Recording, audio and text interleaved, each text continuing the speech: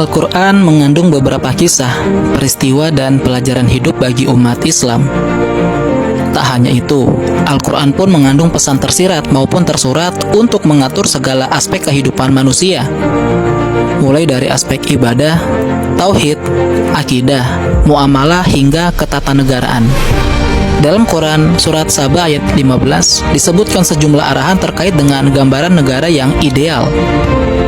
Seringkali kita menerima perspektif yang beragam ketika berbicara mengenai bagaimana negara ideal itu.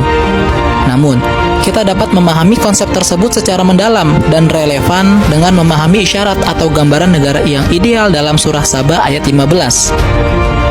Dalam ayat tersebut, negara ideal yang dimaksud tertulis dengan diksi baldatun thayyibatun yang menggambarkan negari Saba pada zamannya sebelum hancur dikarenakan rakyatnya yang ingkar dan kufur nikmat. Di mana arti dari surat Saba ayat 15 yakni, sesungguhnya bagi kaum Saba ada tanda di tempat kediaman mereka, yaitu 2 kebun di kanan dan kiri. Makanlah dari rezeki Tuhan kamu dan bersyukurlah kepadanya, negeri yang baik dan Tuhan yang Maha Pengampun. Dalam tafsir Al-Munir dijelaskan yang dimaksud dengan baldatun thayyibatun ialah negara yang di dalamnya tersedia rezeki, makmur, sejahtera, aman, dan sentosa. Negeri Sabah disebut negeri yang baik karena tanahnya tidak ada yang merupakan tanah berlumpur dan asin, sehingga sangat mudah untuk ditanami. Tidak ada nyamuk, lalat, kutu, kalajengking, dan ular karena iklim dan udaranya yang bagus dan bersih. Hal ini menjelaskan bahwa negara makmur yang baik yakni memiliki tanah yang subur, sehingga menumbuhkan banyak pepohonan dan menghasilkan hasil pertanian yang baik dan melimpah, serta udara dan iklimnya yang sedang, bersih, dan sehat. Selain itu, dijelaskan pula bahwa negeri Sabah ialah negeri yang sejahtera, dikarenakan memiliki infrastruktur yang baik juga akses yang mudah untuk bepergian, sehingga memudahkan rakyatnya untuk berniaga.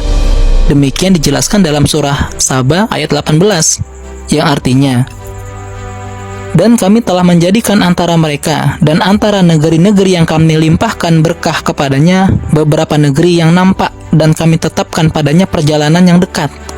Berjalanlah di dalamnya pada malam dan siang hari dengan aman. Allah Subhanahu wa Ta'ala memberikan sejumlah nikmat yang berhubungan dengan aktivitas perjalanan rakyat Sabah di penjuru negeri dan aktivitas perniagaan mereka dari negeri Yaman hingga Syam. Di sepanjang jalan, banyak pepohonan, perkebunan, tanah pertanian, dan kota-kota tinggi yang berdekatan serta sambung menyambung dari satu kota ke kota berikutnya. Karena itu, orang yang melakukan perjalanan tidak perlu membawa perbekalan air dan perbekalan lainnya, karena mereka dapat dengan mudah mendapatkan air dan bahan makanan dimanapun mereka berada. Terdapat juga terminal yang terdiri dari kota-kota dan distrik-distrik yang terletak di sepanjang jalur menuju ke Syam, yang dapat berfungsi sebagai tempat persinggahan dan peristirahatan musafir baik di siang maupun di malam hari. Diperkirakan, jumlahnya mencapai 4.700 distrik yang diberkahi dengan kesuburan, pepohonan, hasil pertanian, dan sumber air yang cukup. Perjalanan dari satu distrik ke distrik berikutnya sekitar setengah hari, dan jarak ini berlaku untuk semua distrik. Dalam tafsir lain, yang dimaksud negara ideal yang aman dan sentosa ialah terjalinnya hubungan harmonis, kesatuan, dan persatuan antara rakyat yang tergambar pada negeri Sabah. Hal ini dibuktikan pada akhir ayat 18 yang berbunyi, berjalanlah di dalamnya pada malam dan siang hari dengan aman, yang berarti aman dari gangguan manusia yang berniat jahat dan binatang serta sengatan panas atau dingin. Melihat argumen-argumen di atas, dengan penata negara yang begitu rapi dan memanjakan rakyatnya, tak dipungkiri peran pemimpin di sini sangatlah penting. Pada saat itu, negeri Sabah dipimpin oleh seorang wanita yang bernama Ratu Balqis. Meskipun ia saat itu belum beriman, yang tak lain adalah seorang penyembah matahari, ia memiliki sifat kepemimpinan yang luar biasa. Ratu Balqis merupakan sosok pemimpin yang baik. Salah satunya dengan menjadikan musyawarah untuk mencapai suatu kebijakan. Hal ini dapat dilihat pada kisahnya yang tertuang dalam surat An-Naml ayat 32. Selain itu, ia juga sosok pemimpin yang kuat, cerdas dan bijaksana. Hal ini dibuktikan saat ia menghadapi Nabi Sulaiman yang diceritakan juga dalam surat An-Naml ayat 33, 34, dan 42. Tak hanya itu, ia juga sosok pemimpin yang penuh kasih sayang, adil dan menempatkan kesejahteraan rakyatnya di atas segalanya. Hal ini dapat dilihat dengan penjelasan ayat Al-Quran dan argumen-argumen para mufasir di atas. Kebijakan-kebijakan yang ia buat dalam menata negaranya sungguh luar biasa, dan ia juga berhasil mengelola dan memanfaatkan sumber daya alam yang ada pada negerinya dengan sangat baik. Salah satu bukti apiknya kepemimpinan Ratu Balqis ialah ia dapat mencapai kemajuan peradaban sehingga mampu memanfaatkan air hujan yang deras dari Laut Timur dan Selatan. Dengan kata lain, mampu mendirikan penampungan air alami yang terdiri dari dua gunung yang berdekatan, kemudian membuat sebuah bendungan yang bernama Sa'at Ma'arib di tengah lembah di antara kedua gunung.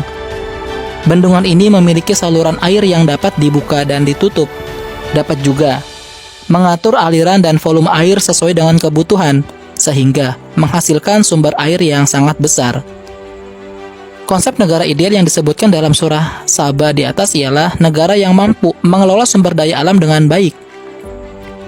Adanya pembangunan infrastruktur serta penyediaan transportasi, bersatunya rakyat, terciptanya rasa aman serta pemimpin yang bertanggung jawab, dan yang tak kalah penting adalah rakyat yang mendukung penuh pemimpinnya. Jika pemimpin tersebut benar, hal ini dikarenakan ketika Ratu Balqis masuk Islam dengan mengikuti ajaran Nabi Sulaiman, kemudian sang ratu mengajak rakyatnya, tetapi ditolak, menjadi ingkar dan kufur nikmat. Lalu Allah hancurkan negeri tersebut dengan menurunkan banjir. Semoga kisah singkat ini bisa menjadi ibrah untuk kita semua.